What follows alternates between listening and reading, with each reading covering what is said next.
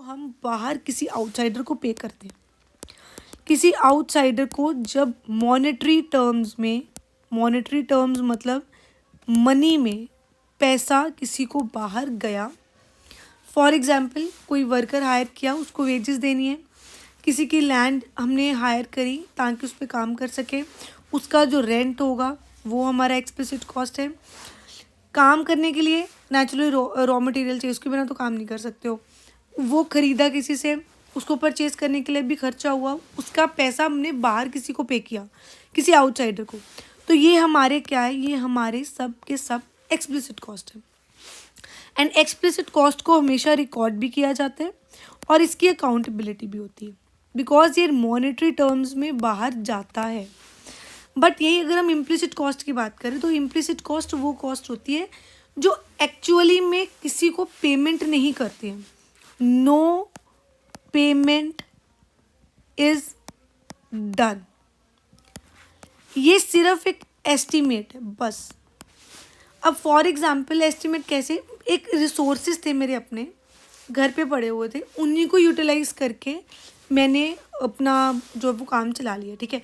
अब वो मैं एस्टिमेट ज़रूर लगाऊंगी कि यही चीज़ अगर मैं बाहर से खरीदी तो मुझे कितने का पड़ता, और यही चीज़ अगर मैंने खुद खरीद ली तो मुझे अपनी यूटिलाइज मैंने कर ली तो मुझे कितने की पड़ी है ये चीज़।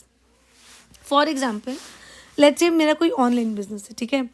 ऑनलाइन मैं कोई ऑनलाइन स्टोर मैंने कपड़ों का शुरू किया, ठीक है। अब मेरे पास मैंने वो काम घर से अपने रूम से शुरू कर लिया, ठीक है।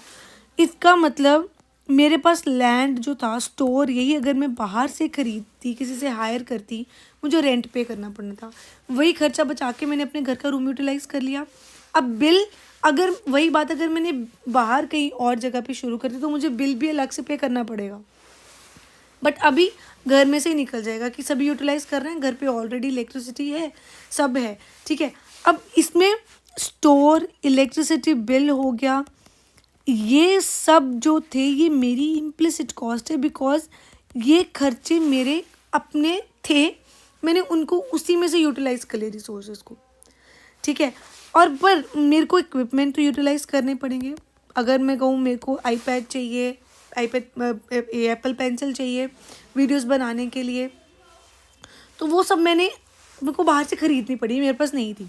तो ये मेरी क्या हो गई, इक्विपमेंट जो मैंने परचेज़ करे ये मेरी एक्सप्लिसिट कॉस्ट हो गई, बिकॉज इसको पर लेने के लिए, उसको यूटिलाइज़ करने के लिए मुझे कुछ पेमेंट करनी पड़ी। कुछ मैंने ख़रीदे, कुछ हायर करे, जो भी किया मैंने पेमेंट बाहर करी। तो जो पेमेंट बाहर करी थी